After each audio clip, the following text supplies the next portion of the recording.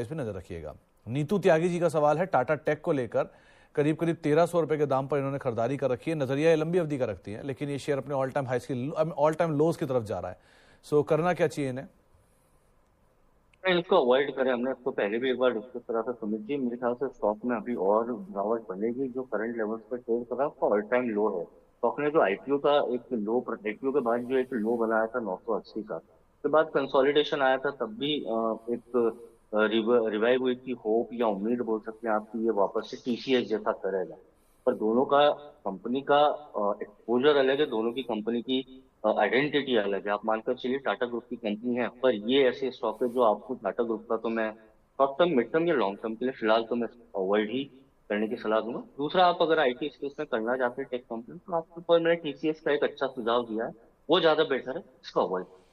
अभी आप इसको अवॉइड करिए। आपके सामने एक अच्छा विकल्प टाटा समूह से ही दूसरा दिया है, वो है टीसीएस। तो इस सेक्टर में आयरनी आप ऐसे समझिए कि अगर मतलब शर्मा साहब, इस पे मैं आपका भी एक व्यू लूंगा। टाटा टेक और टाटा एलेक्सी, ये टाटा समूह की वो दो कंपनियां हैं जिनमें सबसे ज्यादा रिटेल की हिस्सेदारी है। टाटा टेक में करीब करीब 36-37% है, और टाटा टेक के अंदर भी, टाटा एलेक्सी में और टाटा टेक में भी करीब करीब 14 से 18% के आसपास का स्टेक है।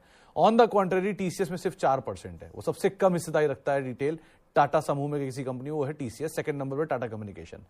सो ये आंकड़े ही खाली अपने आप में समझा देंगे आपको कि अगर रिटेल ज्यादा लोडेड है तो शेयर अपने लोस के आसपास है, और रिटेल कम लोडेड है तो शेयर अपने ऑल टाइम हाइस के आसपास है।